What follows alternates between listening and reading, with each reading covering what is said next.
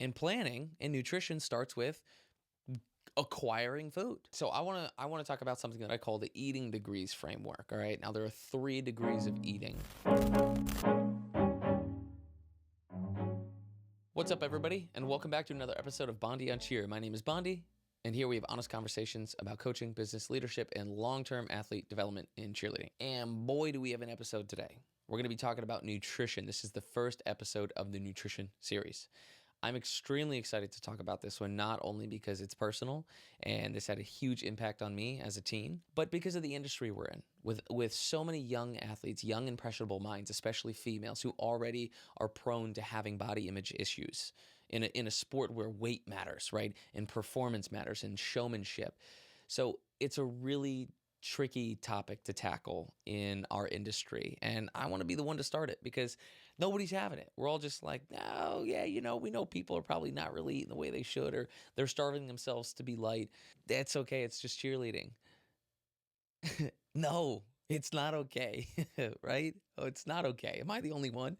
So I want to start really simple. This series is going to build in complexity, but what we're going to start with is just talking about how confusing nutrition is. Okay, nutrition is one of the few fields where I feel you have experts, well-educated, well-intentioned experts who take the same problem and they arrive at completely different conclusions. And you're like, hold on a second.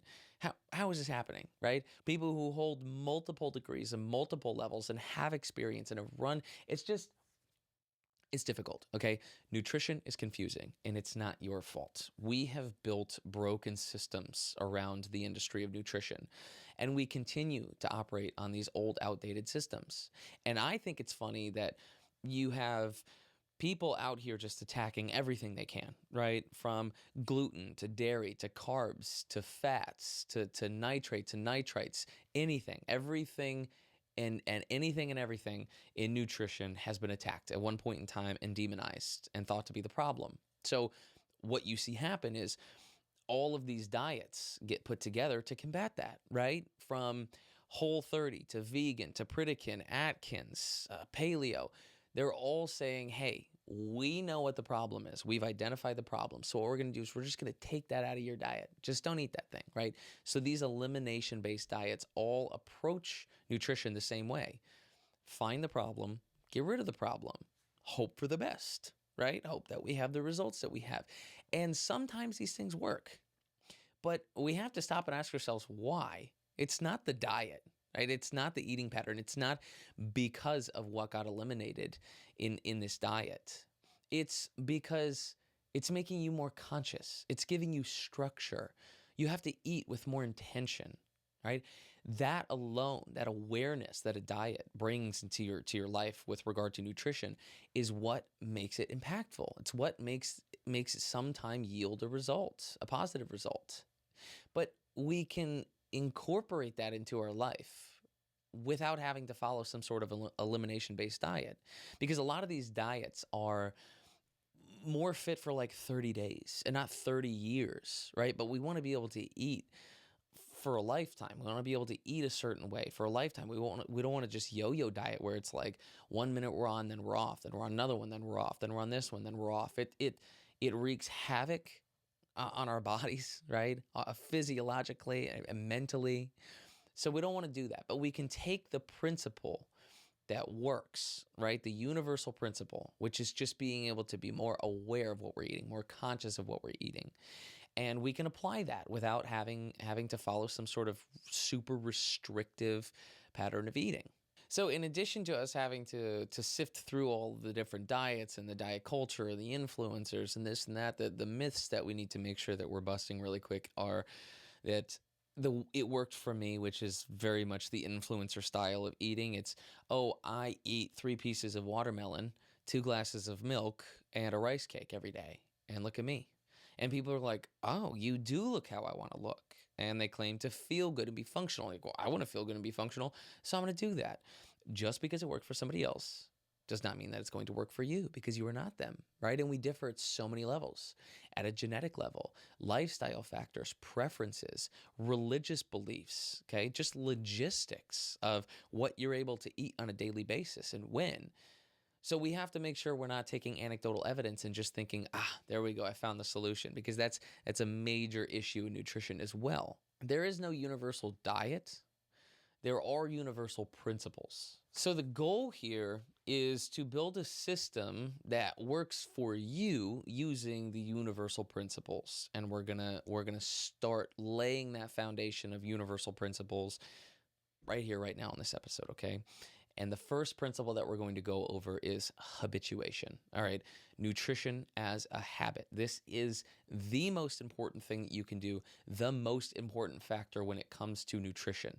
It is building habits, good habits around food. So, what do habits have to do with anything? Well, research has shown us that on any given day, roughly half of the things that we do operate off habit. So these are unconscious, automatic processes that happen. A lot of that is food. A lot of people eat unconsciously. It's just food is a habit to you. It's something that we grab the same thing, we buy the same thing. It's a habit. Now, this is good and this is bad. Bad habits are really difficult to break, and good habits are really difficult to form. But just like bad habits are hard to break, good habits are also hard to break. So they stick around. Habits stick. They just operate, sort of in the background. We don't even realize it. So as long as we can start making ourselves conscious of what those habits are, then we're going to be able to control a lot of what our day looks like, a lot of what our habits are around nutrition. We're going to start eating with a purpose instead of just letting it sort of happen to us. It's important for us to recognize that discipline and willpower are a part of this equation, but those things work short term. So you can willpower and you can discipline yourself into a window of eating very strict and restrictively to follow some sort of, the perfect diet, whatever. You can willpower yourself through that, but that doesn't win in the long run. That's where habits win, because those automatic processes will inevitably start to kick in and they will beat discipline. So that's why we need to start with the habits, identify them so we can build them, and then we just let it run. And we don't even have to think about it anymore. We can let ourselves just intuitively and unconsciously adopt good patterns of eating. Now, in order to do this, we have to be able to recognize our current habits. And the way that you combat that, given that a lot of them are unconscious and automatic, is through planning. So step number one is have a plan, okay? You can't just let eating happen to you throughout a day. You have to have a plan. If you don't, habits kick in. If they're bad habits, we lose. And that's why so many people find themselves constantly and consistently getting stuck with regard to dieting. You need to make sure that you're starting with the thing that's going to change the long term, right? So in order to combat bad habits, we have to plan. And planning in nutrition starts with acquiring food. So I want to talk about something that I call the eating degrees framework. All right. Now there are 3 degrees of eating. We have eating in the 1st degree, 2nd degree, and 3rd degree. 1st degree is planned. That just means that we're conscious of what we're eating. We are making conscious efforts and decisions. It's purposeful. We're planning out when we go to the store. We're planning out when we're going to cook food. We're taking food with us if we're going to work, if we're commuting. So we plan out our eating. Then we have the 2nd degree of eating, which is just reactive. So, I'm hungry, but I'm out. So I'm going to, I need to find something in the next 30 minutes. So I'm going to look something up and I'm going to find a place to eat. Boom. That's reactive eating. Now, the 3rd is default, and that is I only have one option. I find myself in a place where I'm like, okay, I need food right now. And because I need to, get back to work, or I need to get the kids or whatever. So I need food right now. Right? I didn't think about it, and I don't even really have any options. There's just this. So that's what I'm going to eat. And that's where a lot of people find themselves. And if we can start moving our way from the 3rd degree into the 2nd degree, 1st degree, then we're going to start to see that we have much better decisions. And we have a much better relationship with food and with nutrition. Okay. So planning. I know a lot of us don't like to plan, but it's very important for our nutrition that we do plan. So for those of you who are people who hear the word schedule and it just makes your skin kind of crawl, sorry, but you need to have a schedule. We cannot find ourselves being able to monitor and regulate our sleep and our food or nutrition and our exercise if we don't have a schedule, right? And these things are requisite. These are 3 of what I consider to be the requisite routines, which are sleep, food, exercise, career, and leisure. Okay, we need sleep, we need food, we need exercise. So we need to create a schedule to make sure that we're getting those things in. If we don't, then life just kind of happens to us. And those things get lost. And when we don't have those things, we don't have much else. Food, start with a schedule. Grocery shopping day. Grocery shopping day needs to be treated like a workout. You can't just walk into the grocery store or go out into the world, get in your car and go, what am I going to get for food? No. We need to know. We need to know where we like to go. So take all of the different gyms that there are, right? There's Planet Fitness, there's Crunch, there's LA Fitness, there's Lifetime, all these different gyms that you have. Everybody likes certain gyms because of what they have. I want you to start treating your grocery store like a gym. What grocery store do you like? What grocery store has the things that you like? Just like some gyms have the machines that you like to use, right? The hours that you like to work out. Find a grocery store that fits you and your lifestyle. This is very important. I know this seems rudimentary, but it's not. You need to have a grocery store that you get comfortable with, that you walk in and you know exactly what you're going to do. Which brings me to my next point. You want to have a plan. So when you go to the grocery store, you don't want to just walk in and think, well, it's a little bit of this and a little bit of that, a little bit of... If you walk into a gym with no plan, no workout plan, and you're just, oh, let's do some of these and let's do some of these. Like, you could be in the gym for 3 hours, but get less done than what it would actually take to get far more work done in 30 minutes, right? So 3 hours, you didn't really do anything. 30 minutes, and you could have one of the best workouts you've ever had if you have a plan. So it's the same thing going to the grocery store. You want to go in with a plan because then you can get in, you can get out, and you have good choices, good decisions. You had an efficient way of getting into the store and getting the things that you wanted. When you don't have a plan, that's when you start to find that you're just picking up all the extra crap that you don't actually want or need. It's just sort of subconscious. You're just, well, I want that. I don't really have a plan, but that looks good. That's where we start to see that our nutrition breaks down. It doesn't matter what we're following. And that's why elimination-based diets work. Again, if you have an elimination-based diet, maybe you're cutting out red dye number 40, you know what I mean?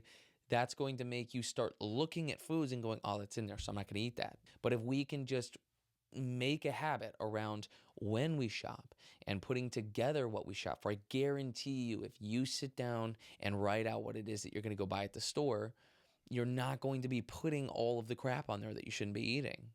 So it's important for us to plan ahead. Okay, so when we get into the grocery store, we're either buying foods to prepare from scratch, we're buying foods to heat and eat, or we're buying ready to eat meals, like then and there. You know, they're hot, you eat them right away. Okay. What we would like to do is prepare from scratch. Now, obviously, there's going to be people who have time constraints, and that's fine. You can buy amazing pre-prepared meals that you just throw in the oven or you cook in a pan. We want to stay away from the heat and eat best we can, like microwavable. It's just generally we're speaking about lower quality, but that's a whole nother conversation for a different time. We have grocery shopping day, we have food preparation day. So if you need to have prepackaged foods that are like oven based, you know, or you cook in a pan, but they're already all put together, it's the whole meal, great. You know, you could do that. But if you want to do scratch, then you just have to cook and then you essentially meal prep, right? So we have food preparation day, and that is really, it's meal prep, it's meal preparation. So we go to the grocery store, we know what day, we know what we're going to buy, then we come home, and then it's food prep day. So we need to have both.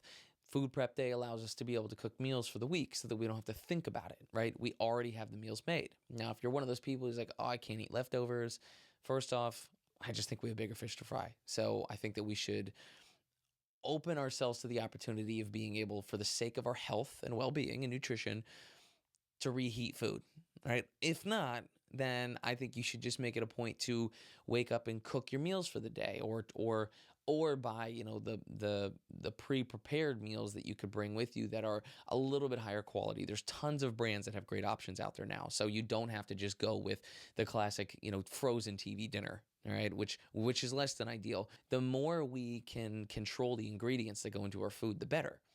But if we need to shop for foods that are pre-prepared, then let's opt for the ones that seem to be conscious of the ingredients that are going into it and aren't just solely for convenience. Okay. So the habit of nutrition, building the habit of nutrition requires us to plan ahead, to have a schedule to be able to operate within. In order to be able to build habits or overcome otherwise bad habits, then we again need to plan, which requires us having a schedule, because a plan without a schedule probably isn't going to be executed on. So huge component is a schedule and being able to actually think ahead. The biggest message from today, and I'm going to close this out because I don't want to get too far into the weeds and the first episode. I really want to start basic and make sure we don't lose anybody. We want to recognize that the reason diets work, eating patterns work, and these elimination-based diets is because they make you more aware. They provide structure. You become more conscious and purposeful and intentional in the decisions that you're making around your food. But it's not because of the diet itself. We need to recognize that, to not get constantly caught up in trying new diets. When they work, and sometimes they do, it's because of that universal positive impact, which is just the conscious awareness, right? And the effort that you have to put into nutrition, the extra thought that you have to put in. We can do that without the diets. Okay. The second thing we need to do is plan ahead. We need to build a schedule so that we can plan when we're going to go get our food, where we're going to get it, what we're going to get, so that we can then take that and prepare our food for our week or for our day. And that might mean pre-prepared foods. That's okay. That might be cooking from scratch. That's excellent. We have full control over ingredients and the quality. But starting there, starting with nutrition being a habit, or nutrition as a habit, is going to be what yields long-term results. You have to start slow, and it takes a lot more effort. But when you do that, these things will start to run automatically. It's like the first time you try to fold a piece of paper, right? You have to really crease the seams. And again, and the paper kind of fights you. But if you were to fold the paper, 4 times, and then you unfold it, when you go to fold it again, it's going to kind of just immediately put itself back together. That's a habit, right? That's the formation of a habit. So just because there's resistance in the beginning doesn't mean that you should give up, right? And it doesn't mean that it's wrong. And it doesn't mean that this is what it's going to be like for the rest of time. It just means that it's new. You got to let it start to fall into place a little bit for you. You got to let it get easier, and that just takes time and it takes repetition. What we need are universal principles that apply to all human beings regardless of preferences or lifestyle. We take that, we apply that to our lives, we build it through habituation, and we now have control of our nutrition. Okay, so that's the foundation, plain and simple. Like I said, plenty more of episodes to come. We're going to continue to get more complex as things go on, but this right here is the most significant change that somebody can make with regard to their nutrition. I wish that I had learned this earlier on without having to go through what I went through with my nutrition, but here we are. I'm now sharing these principles with you. So hopefully you guys enjoyed this. You took something out of it. Looking forward to it again. Super excited. I want to have the conversation, uncomfortable or not. I want to put it all out there, be a resource for people, let them know they're not alone and that it's okay to be confused by these things and maybe a little scared sometimes. We're going to help you with that. Okay. By the end of this, you're going to be experts. Don't worry. No nutrition is going to keep you down. So thanks again for listening. I appreciate every single one of you who continues to watch, listen, share, and support. And I will see you all in the next episode.